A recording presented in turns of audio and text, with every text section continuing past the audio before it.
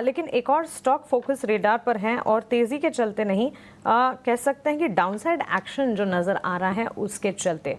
ओला electric के stock को एक बार देखते हैं। शेयर में लगता है कि मानो फ्यूज ही उड़ गया है। चौथी तिमाही में घाटा इनका दोगुना से ज़्यादा बढ़ गया है। रिजल्ट की अगर बात करें, लगातार घाटे में बढ़ोतरी होती हुई दिखी है और आगे भी रिकवरी के आसार फिलहाल नज़र तो नहीं आ रहे हैं। ओला इलेक्ट्रिक में आखिरकार क्या कुछ हो रहा है, कौन से फैक्टर्स हैं जो हो सकता है कि इनके लिए कंसर्न और चैलेंजेस के तौर पर साबित हो सकते हैं, इस पर एक डिटेल रिसर्च तैयार की हमारी सहयोगी सृष्टि ने।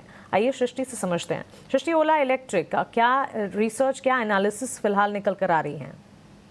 जी हाँ, देखिए ओला इलेक्ट्रिक की गाड़ी तो चल रही है, पर ये फाइनेंशियल परफॉर्मेंस में गाड़ी आगे जाने के बजाय रिवर्स डायरेक्शन में तेजी से आ रही है, क्योंकि इस बार नतीजों में हमने देखा कि लगातार चौथी तिमाही है जहां पर कंपनी का जो घाटा है वो बढ़ते हुए नजर आया है।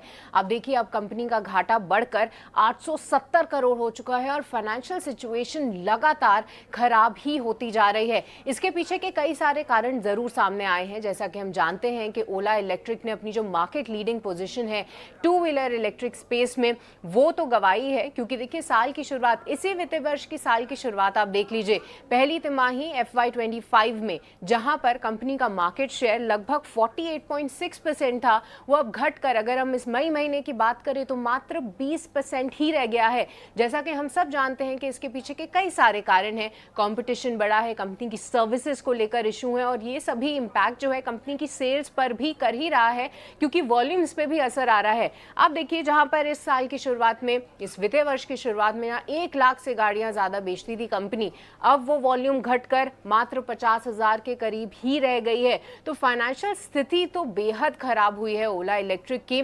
और लगातार जहां पर हर बार ये उम्मीद लगाई जाती थी कि अब जहां पर मैनेजमेंट ये कहता था कि इनके ग्रॉस मार्जिन इंप्रूव होंगे, इलेक्ट्रिक टू व्हीलर स्पेस में उनकी अच्छी कमेंट्री आती थी, वो कुछ भी ना होते हुए कंपनी की फाइनेंशियल सिचुएशन डिटोरिएट ही हुई है।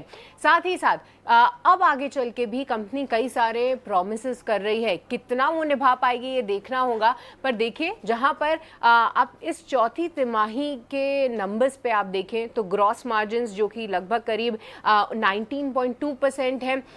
इस Q1 ऑफ FY26 में ही कंपनी ये सोच रही है कि इसको हम 28% से लेकर 30% तक लेकर आ जाएंगे, जो कि एक बड़ा टारगेट लगता है। इतनी छोटे समय में इस टारगेट को अचीव कर पाना थोड़ा मुश्किल जरूर है। इसके अलावा आय के भी इनके कई सारे टारगेट्स हैं, डिलीवरीज बढ़ती हुई दिख रही हैं, ओवरऑल मार्जिन्स इंप्रूव होंगे। तो ये सारे वादे जरूर कर रही है कंपनी, कितना निभा पाएगी ये देखना काफी अहम होगा। पर वादे पहले भी किए गए थे। कंपनी ने अपने पहले नतीजों में, यानी तीसरी तिमाही के ही आप नतीजे देखेंगे तो वहां पे ये वादा जरूर किया था कि इनके ग्रॉस मार्जिन्स और बेहतर होंगे, पर ग्रॉस मार्जिन्स तिमाही दर तिमाही गिरते हुए ही नजर आए हैं। इसके साथ कंपनी ने ये भी जरूर बोला था कि आगे चल के वो अपनी जो इन हाउस बैटरी सेल्स हैं उसका कमर्शलाइजेशन जो है वो Q1 ऑफ FY26 तक कर देंगे। पर अब कंपनी शायद वो भी डेडलाइन ना मीट कर पाए। हालांकि FY26 में कमर्शलाइजेशन करने की बात जरूर कर रहे हैं, पर Q1 खत्म होने में अब कुछ ही समय रह गया है। तो कई सारे वादे कंपनी जरूर करती हुई नजर आई है और अभी भी बड़े टारगेट जरूर दिए हैं। पर सीधी बात यह है कि फाइनेंशियल सिचुएशन लगातार डिटोरिएट हुई है ओला इलेक्ट्रिक की, और आप देखिए किस तरीके से शेयर धारकों को भी इसमें नुकसान हुआ है। जब लिस्टिंग हुई थी उस प्राइस से लेकर अब तक आप देख लें शेयर में कितनी गिरावट है, लगभग 30% नीचे है अपनी लिस्टिंग प्राइस से। और उसके बाद अब ऑल टाइम हाई भी अगर आप देखें लगभग 150 के भी पार गया था, वहां से लेकर 66% की गिरावट ओला इलेक्ट्रिक के शेयर ने दिखाई है। और अभी भी जो फाइनेंशियल स्थिति है वो खराब ही होती हुई दिख रही है। एस्पिरेशनल बातें करना और उससे डिलीवर करना, इन दोनों में काफ़ी फ़र्क है और आंकड़े जो है वो बिल्कुल सही तस्वीर दर्शाते हैं, जो कि आप इस वक्त आपकी स्क्रीन पर देख रहे हैं। लगातार चौथी तिमाही की बात हम कर रहे हैं जहां पर कमज़ोरी हाथ लगी है, बिक्री के फ्रंट पर घाटा इनका लगातार बढ़ता हुआ। विवेक, ये बात हो गई कि over commitment and under performance. क्या आपको भी लगता है कि ओला की रफ्तार जो है रिवर्स गियर में आगे बढ़ रही है? देखिए मानसी, अपना काम ये नहीं है कि वो और कमिट कर रहे हैं या अंडर परफॉर्म कर रहे हैं। ये सब ऐसे एनालिस्ट अपना काम होता ही नहीं है। अपना काम सिर्फ ये है कि जो वो बोल रहे हैं फाइनली वो आपको रिजल्ट में दिख रहा है या नहीं दिख रहा है। और अगर रिजल्ट में नहीं दिखता है, जब तक नहीं दिखता है तब तक आपके पास बहुत सारे विकल्प है। और ये चीज मैंने पहले भी एक दो बार बोली है कि जब दिग्गज दिग्गज कंपनीज है टू व्हीलर में, बजाज ऑटो ले लो, हीरो ले लो, टीवीएस ले लो, जो सारे के सारे इलेक्ट्रिक में आ रहे हैं, जिनके पास दोनों टाइप ऑफ इंजन अवेलेबल है बड़ी कंपनीज के पास, उनके पास समझ लीजिए कि जो फाइनेंशियल मजल और फाइनेंशियल पावर होना चाहिए वो भी है। तो एक स्टैंड अलोन इलेक्ट्रिक कंपनी आप क्यों लोगे? हाँ, जब ले सकते हो, जब आपको, जैसे मैंने कहा कि रिजल्ट में आपको देखने को मिले। तो जब तक रिजल्ट्स में इम्प्रूवमेंट नहीं देखने को मिलता है, जब तक हर पैरामीटर पे अगर स्टॉक अच्छा नहीं लगे, तब तक आपको जस्ट स्टे अवे रहना है। आपके पास बहुत सारे विकल्प है, क्यों इस पे मतलब टाइम ही क्यों लगाना है इसमें? बात सही है विवेक जी। और ये भी है कि ओला की अगर मैं बाइक देखता भी हूँ ना, तो मुझे वो कन्विक्शन ही नहीं आता है कि अगर मैं ये खरीदता हूँ, अगर परचेज करूँ तो कितने दिन तक चलेगी। तो ये चीज़ तो है। और लीडरशिप की पोजीशन गंवाई भी है, और आपके सामने विकल्प अच्छे हैं। बजाज चेतक ने लीडरशिप की पोजीशन ले रखी है इस मार्केट में। और यही नहीं, बजाज ऑटो अपना जो टोटल केपेक्स है FY26 का, उसका 60% ईवी पर करने जा रहा है। तो आप समझिए कितनी एग्रेसिव है जो बड़ी कंपनीज हैं इस स्पेस में। तो ओला की स्थिति यहां से और खराब होगी, इसमें कोई दो राय नहीं है। मतलब टर्न अराउंड बहुत दूर की चीज है। ये आप देखिए 6 महीने में 39% शेयर नीचे है। लेकिन हमने तो 150 रुपए के ऊपर के भाव देखे हैं ओला के। 50 रुपए पर स्ट्रगल कर रहा है शेयर। ये शरण के पास भी कुछ स्पेशल इनपुट है ओला को लेकर। शरण, बताइए क्या शेयर करना चाह रहे हैं आप? तो ओला के साथ मैं आपको ये भी बता देता हूँ अभिषेक, जब आथर एनर्जी का ही आईपीओ आया था तभी मैंने बोला था ये दोनों कंपनियों से दूर रहे। ये ओवर ज्यादा सेल बता के सेल अचीव कर पा रहे नहीं है।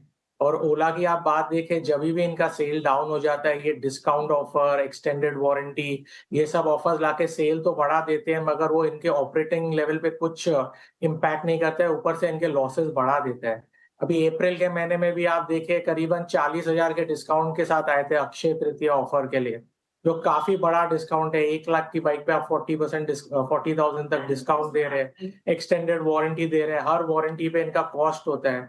इसी क्वार्टर में 250 करोड़ तो खाली ये लोग ने डिडक्ट किया है टुवर्ड्स वारंटी कॉस्ट जो कंपनी ने इशू किए थे। तो ओवरऑल काफी नेगेटिव लग रहा है। जब तक ये ऑपरेटिंग लेवल पे प्रॉफिटेबल नहीं हो, प्लीज ये कंपनी से दूर रहिए।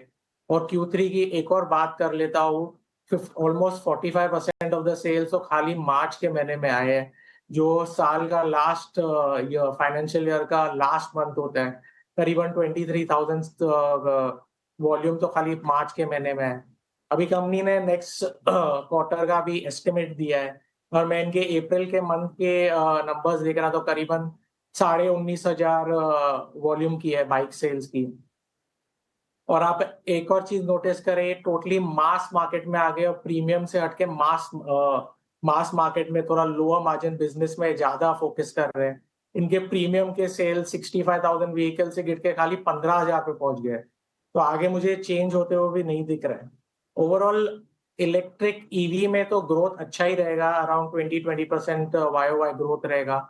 मगर जिस हिसाब से इनका सेल्स दिख रहा है, मुझे लग रहा है ये काफी फास्ट मार्केट शेयर भी लूज करेंगे आगे चल के।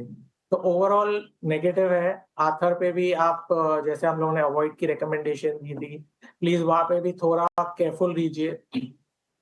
वो स्टॉक भी अभी अपने आईपीओ प्राइस के नीचे ही ट्रेड कर रहा है। तो ये दोनों स्टॉक में मेरी काफी नेगेटिव व्यू ही रहेगी ओवरऑल।